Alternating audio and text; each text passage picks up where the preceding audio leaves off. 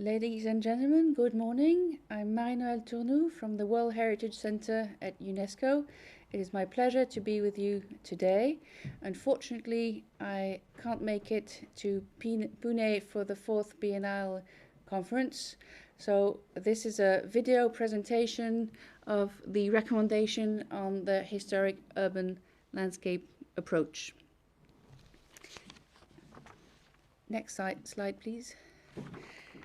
As you know, UNESCO is a specialized UN agency created in 1945, and UNESCO has two mandates, let's say. It's a standard setting, has its standard setting action with recommendations, conventions, and declarations. One of the most famous conventions is the World Heritage Convention, and it also fosters multidisciplinary exchanges, mobilizes the international opinion, and develops projects. Some of the very famous projects are the ones in Egypt, the Abu Simbel, but there are other smaller scale projects and activities on the ground with different partners. Next slide, please. As you know, the World Heritage Convention is one of the most popular and international conventions of UNESCO. And among the almost 1,000 properties listed, most of them are cities.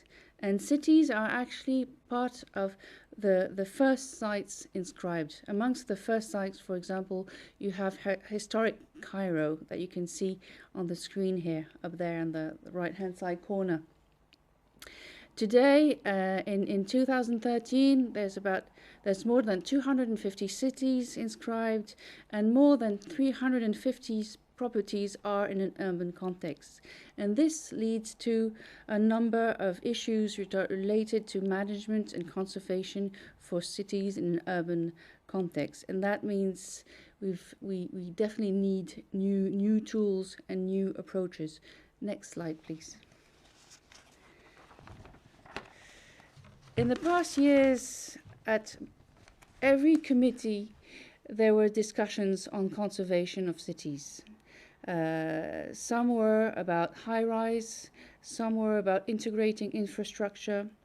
One of the sites that was object to a lot of debate was the case of Cologne. Cologne listed for its cathedral, a medieval Gothic European-type cathedral, and across the river, a project for a high-rise building. Cologne is famous because it's a landmark in the city. So building a high-rise was also challenging the question about the skyline of the city and the integration and visual integrity. Next slide, please. There were other discussions also in different cities. Another case was in Austria, in Vienna, where there was a project to redevelop the station with a number of buildings around the station, including offices. And again, there was an issue of high-rise and an issue of integrity and visual integrity. The Austrian authorities decided in 2005 to convene a meeting to actually address this issue of the integration of contemporary architecture in historic settings.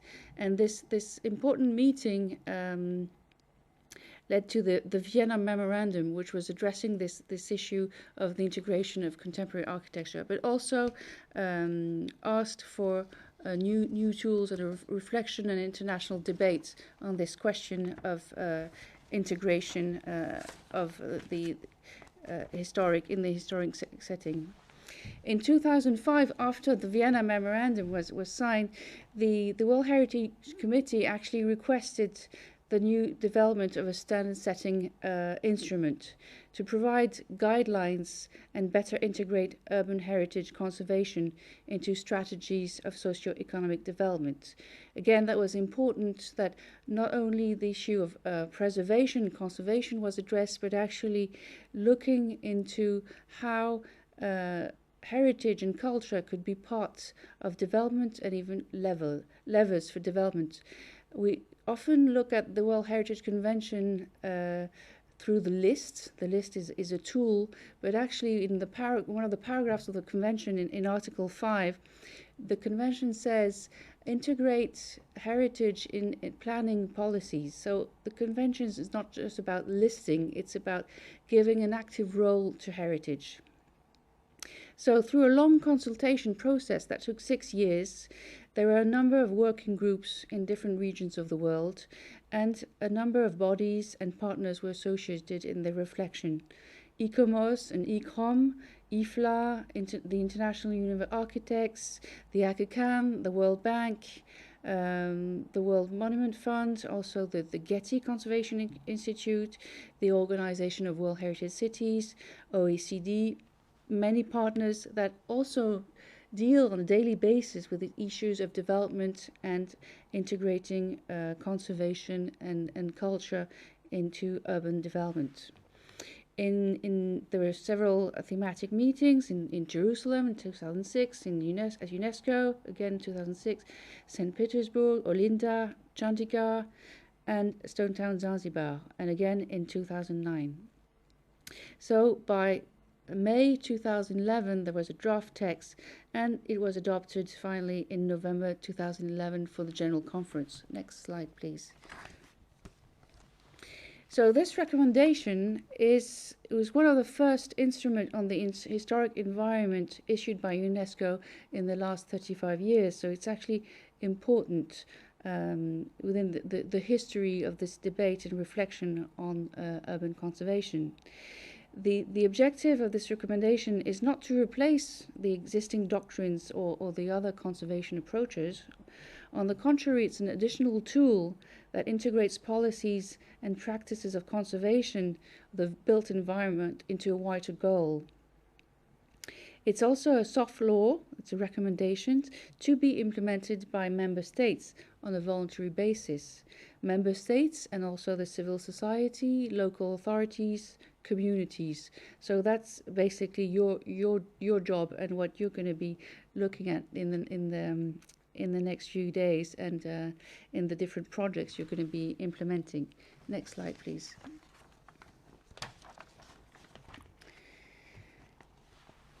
How was this recommendation developed? It's based on a body of texts and recommendations and charters that already exist. Some are quite well known. There's the core text of the 60s, the recommendations on landscapes. There's the ICOMOS Venice Charter. There's also recommendation on public works. There's, of course, the World Heritage recommendation and convention. There's this 1976 Nairobi recommendations on ensembles. There's also the Charter of Florence on landscape, etc., etc. But there's also texts related to biodiversity, meetings in Stockholm and Rio international summits, and European texts such as the Convention on Faro, which focuses more on communities and the active role of people and communities. Next slide, please. So when the General Conference adopted the recommendation, it recommended to member states to adapt the new instrument to their specific context. That's always extremely important. To disseminate it widely across their national territories and facilitate the implementation through formulation and adoption of supporting policies, bylaws, recommendation laws, and monitor its impact on the conservation and development of historic cities. Next slide, please. So, what does this recommendation say? Well, the definition.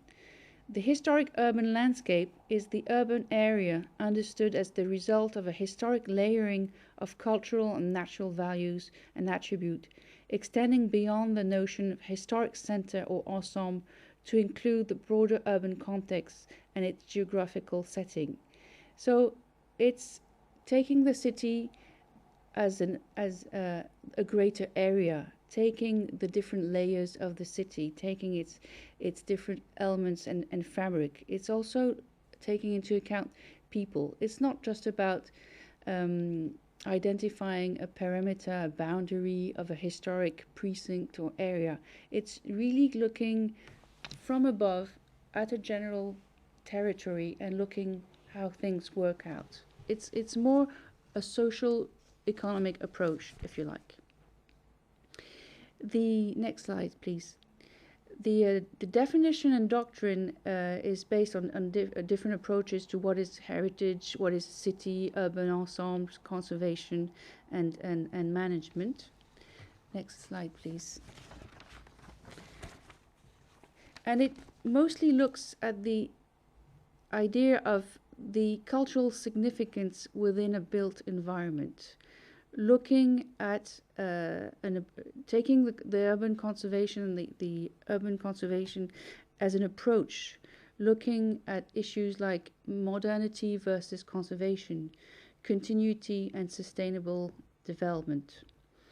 On this slide, you have different pictures of cities around the world, and as you know, in the 60s and early 20th century, the approach to heritage was looking at buildings, iconic buildings, palaces or temples, sacred places.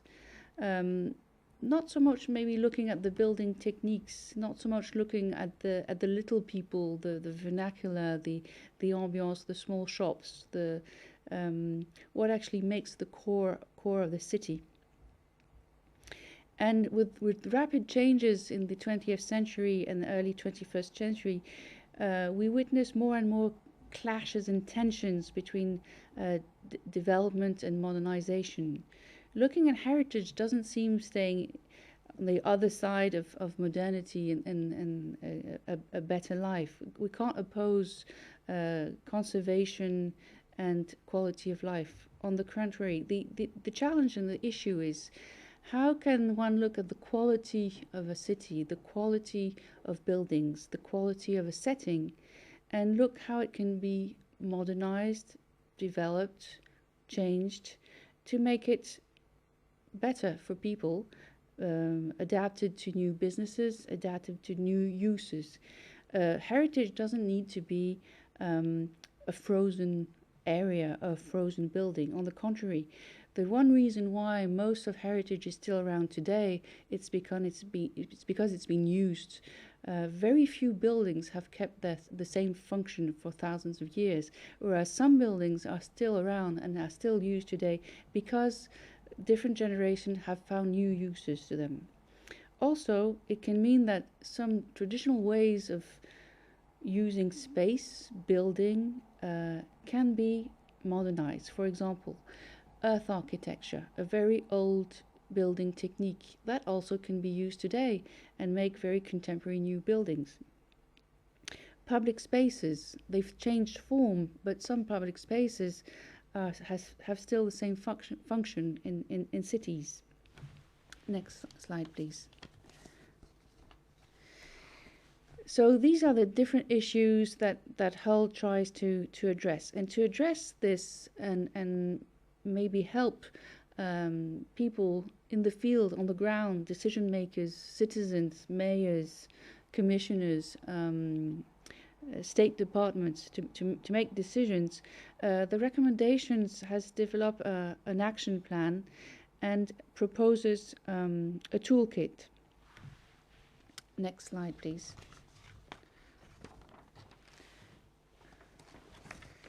And within the action plan and toolkit, there are 6 steps that have been identified as maybe the essential elements that need to be developed to apply Hull or mainstream Hull.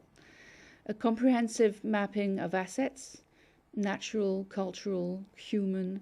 We can also add social and economical, looking again at the area and looking at the different assets and qualities, how they can be used, how they are used today, and how they can be maybe better used. Reach a consensus on values to retain and what are the carriers. Again, that means a good deal of identification and fieldwork, but also discussion with local authorities and communities and people living in the neighborhoods or different cities. Assess vulnerabilities to socioeconomic stresses and climate change.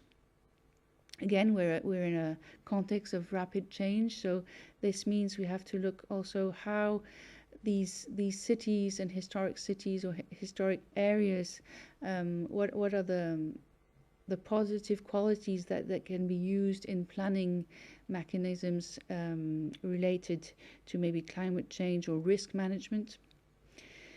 Fourth, develop a vision on city development that is at a broader scale. The whole idea of the landscape is not only looking at a landscape like a vedute, it's sort of Italian picture of Venice and looking at a beautiful landscape.